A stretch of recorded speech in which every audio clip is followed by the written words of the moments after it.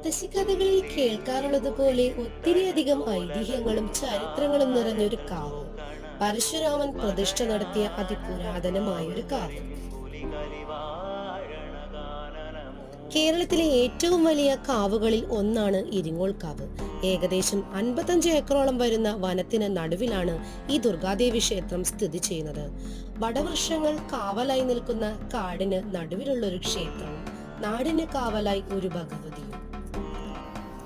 സുഗന്ധങ്ങൾ അത്ര ഇഷ്ടപ്പെടാത്ത ദേവിയാണ് ഇവിടെയുള്ളത്.